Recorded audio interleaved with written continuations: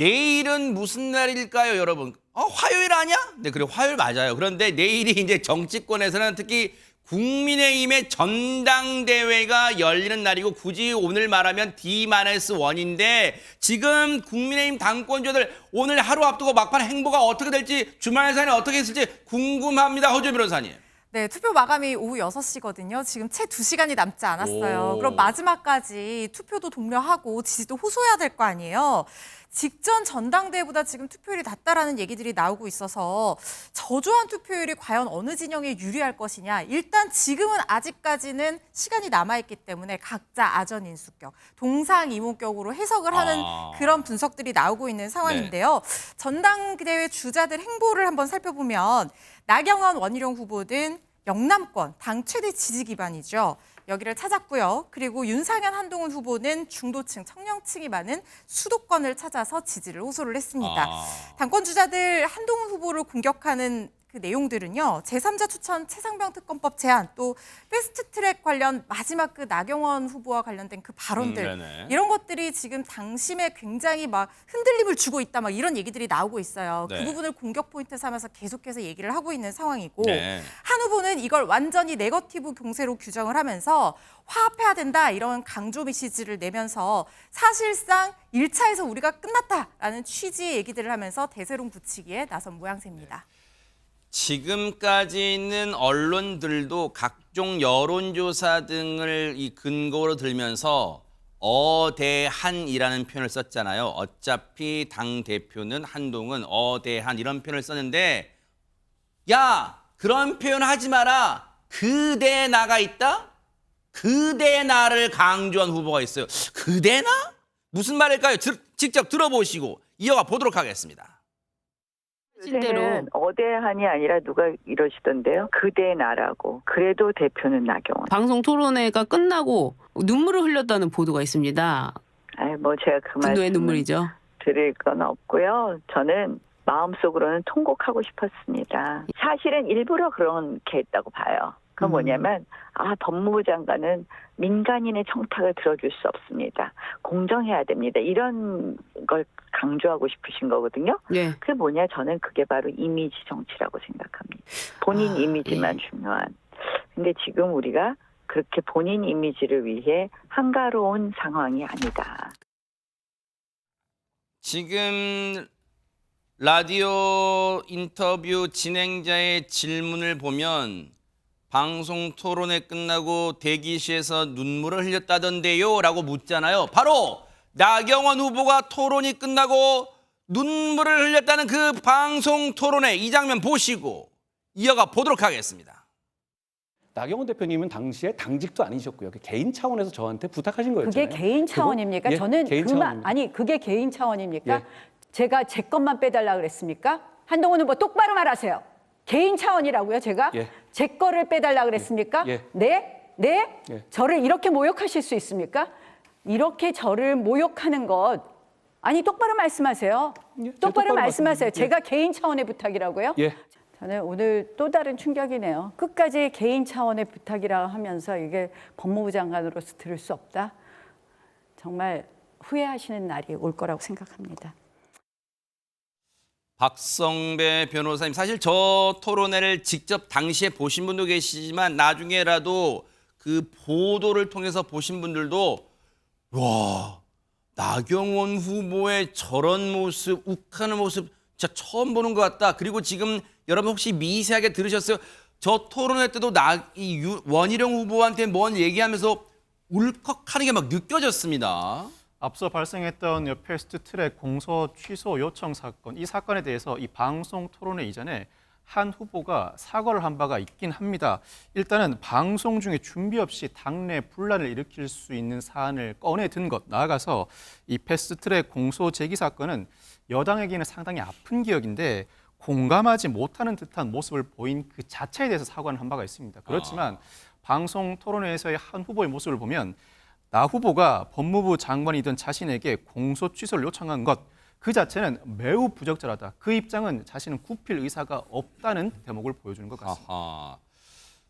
나경원 후보 얘기는 아까 얘기 보니까요, 박선배 변호사님, 일부러 토론 전부터 이 패스트트랙 발언을 한동훈 후보가 준비해온 거 아니야? 아마 이렇게 지금 주장하는 것 같아요. 어떻게 그렇게 볼 정황이 있습니까? 방송 토론회뿐만 아니라 그 이전부터 패스트트랙 발언을 준비했을 수 있다는 뉘앙스도 읽히는데 한 후보가 자신의 공정한 이미지를 강조하기 위함이다. 다소 뜬금없는 발언이긴 합니다. 여기서 뜬금없는 발언이라는 것은 한 후보가 애초에 패스트트랙과 관련해서 공소 취소를 요청했다는 발언을 하기 시작했던 것부터를 지칭하는데 패스트트랙과 관련된 논의가 이어지는 상황은 아니었음에도 불구하고 그 발언이 갑자기 튀어나온 부분은 분명히 있습니다. 이렇다 보니까 한 후보가 여타 후보들로부터 지속적으로 공격을 당하다 보니 어느 순간에는 반드시 이 발언을 적절한 타이밍에 할 거라는 계획을 사전에 가졌을 수 있다는 의심은 불러일으키만 합니다. 사실 또 얘기 듣고 보니까 그러긴 해요. 왜냐하면 그때 지금 박성배 변호사님 설명처럼 패스트트랙 얘기가 무슨 오가는 와중에 나왔던 게 아니라 갑자기 나경원 후보님 전에 저한테 그렇게 했었죠. 이걸 갑자기 튀어나왔거든요. 아마 그래서 나경원 후보는 작심한 거 아니냐 이런 주장을 펴는 것 같아요. 그런데 방금 전에 그대나 이걸 강조한 나경원 후보 들으셨죠? 근데 그대나가 아니다. 그대원이다. 이렇게 주장하는 후보도 있습니다. 얘기 들어보시고 이어가 보도록 하겠습니다. 오히려 결선 가지 않고 끝날 수도 있는 가능성, 오히려 제가 이길 수 있는 가능성도 생겼다고 보고요. 그래도 결선을 가게 되면 필승이라고 보고 있습니다. 그동안 한동훈 후보에 대한 겉모습의 인기가 주도를 해왔다고 한다면 투표일에 다가오면서는 정체성에 대한 우리 당원들이 심각한 그 위험을 깨달았고요. 현재의 문제점들에 대해서 늘 도망가려는 그런 모습들에 대해서 어떤 비열함까지 느끼고 있기 때문에.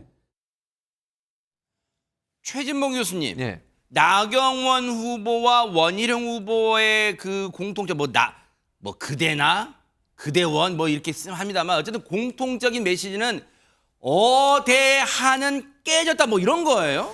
아직까지는 그렇게 보기는 어렵다고 보고요. 저는 개인적으로. 그러나 일정 부분의 균열이 일어날 수 있는 가능성은 열려 있다고 생각합니다. 그러니까 제가 이 가능성이라고 말씀드리는 건 1차 투표가 관건이 될 거라고 생각해요. 아하. 1차 투표에서 한동훈 후보가 50%를 넘을 수 있을 거냐.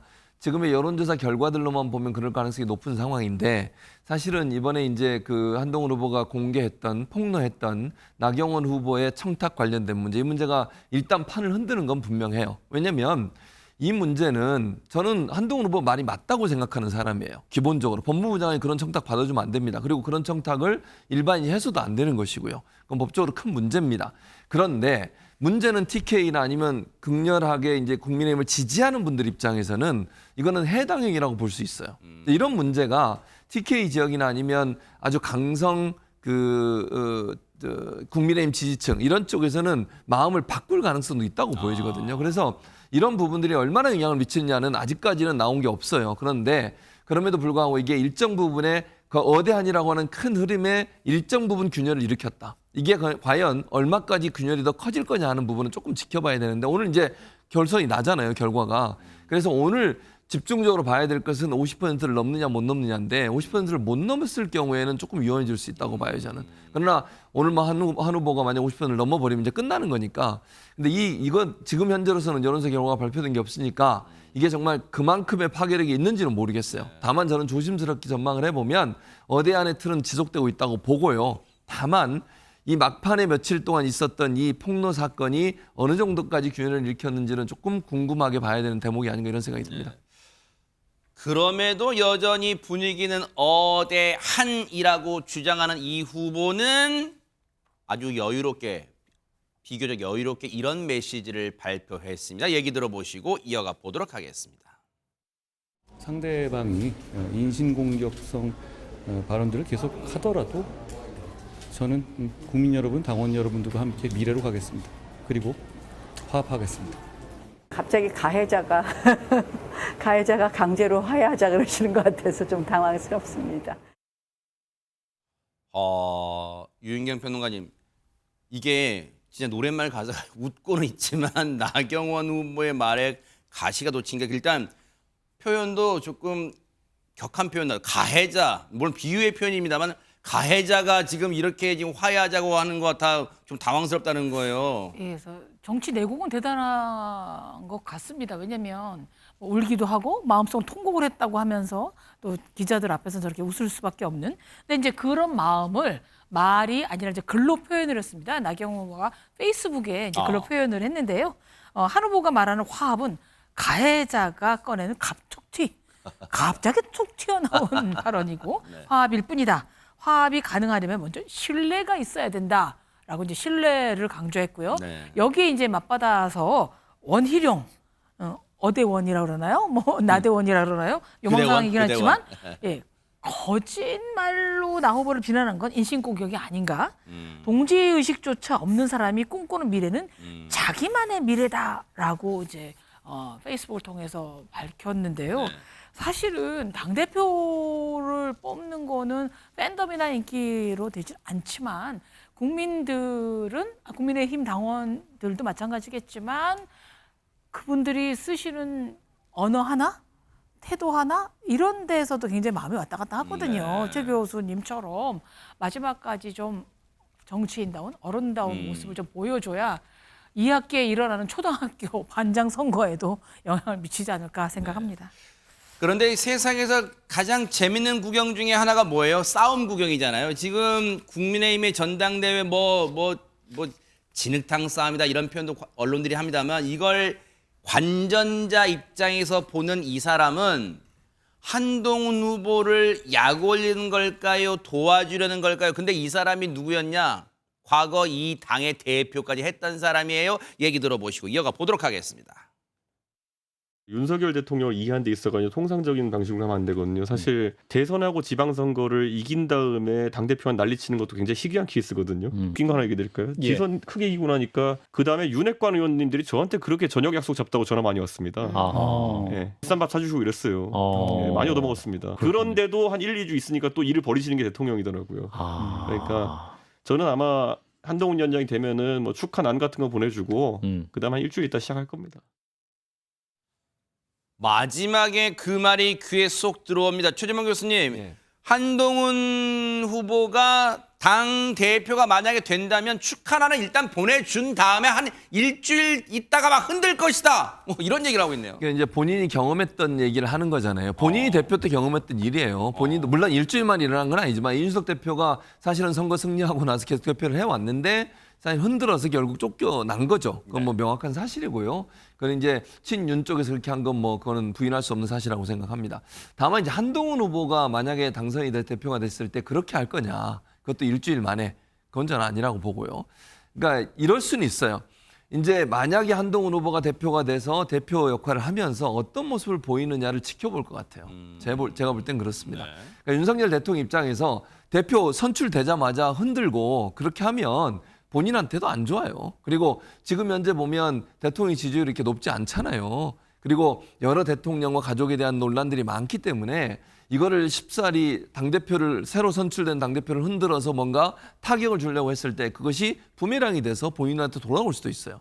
그런 상황이기 때문에 초기에는 지켜볼 겁니다. 그러나 그 이후에 이제 한동훈 만약에 대표가 된다면 한동훈 대표 체제에서 한동훈 대표가 어떤 역할을 하느냐, 어떤 목소리를 내느냐. 예를 들면 당장 지금 특검 관련된 거 재표결해야 돼요. 재의결. 그때 어떤 태도를 보일 거냐. 또는 지금 관련해서 뭐 지난번에 얘기했지만 특검을 추천하는 단위만 바꾸면 본인도 찬성할 수 있다는 입장을 낸 적이 있었잖아요. 네. 이런 부분들이 논란이 되기 시작하면 네. 그때는 지금 이준석 전 대표가 얘기한 것처럼 일정 부분에 흔들기가 시작될 가능성이 있다고 보여집니다. 네. 사실 뭐 언론도 그렇고 그런 얘기 합니다만 이게 전당대회냐 분당대회냐 뭐 그런 얘기도 하고 그만큼 전당대회가 내내 시끄러웠잖아요. 그런데 하재근 평론가님 이런 가운데서도 국민의힘의 당 지지율은 오히려 올랐다 이런 얘기가 있어요 지금. 네, 최근에 리얼미터가 18일부터 19일까지 조사한 그 결과가 발표가 나왔는데 네. 거기서 보면 국민의힘 지지율이 42.1% 네. 지난번 조사보다 4.1%포인트 상승 이렇게 났습니다. 네. 민주당은 33.2% 지난번 조사보다 1.8%포인트 하락. 또 조국 혁신당은 9.3% 역시 또 소폭 하락 이렇게 나온 거예요. 그래서 국민의힘이 민주당을 8.9%포인트 차이로 앞선 결과로 나타났는데 네. 이게 국민의힘이 10주 만에 오차 범위 바깥으로 민주당을 따돌린 그런 결과가 나온 거예요. 네. 그래서 정치권에서 보통 우리가 그 본인 부고 말고는 일단 보도는 나오고 볼 일이다. 그런 얘기 하잖아요. 네. 그러니까 국민의힘 전당대회 관련해서 계속 이슈가 되면서 보도가 많이 나오다 보니까 일종의 컨벤션 효과가 나타나서 국민의힘 지지율이 일단 좀 올라간 현상이 나타난 거 아니냐. 그런 분석이 나오고 있습니다. 제가 한 가지만 여기서 더 그럴까요? 붙이면 네네네. 이런 거예요. 국민의힘 후보들은 지금요. 자기가 지지하는 후보가 당선돼야 돼요. 그러려면 여론조사 결과에 전화 올 계속 기다리고 있는 거예요. 그러니까 응답률이 그럼 국민의힘 지지층이 훨씬 높아질 수밖에 없어요. 그러니까 보통은 전당대회를 앞두고서는 그 당, 전당대회를 치르고 있는 당의 지지율이 올라가는 현상이 보여지는 그게 이제 소위 컨벤션 효과라고 하는 건데요. 민주당도 마찬가지고 국민의힘도 마찬가지고 지금 국민의힘이 전당대회가 오늘 이제 끝나잖아요. 그러니까 이제 요 사이에 전화를 받으려고 대기하는 분들이 많습니다. 경쟁을 하기 때문에. 그런 점이 일정 부분 작용했을 가능성도 조심스럽게 고려해 볼 수 있을 것 같습니다. 최재명 교수님 말씀 들으신 시청자분이 그러실 거.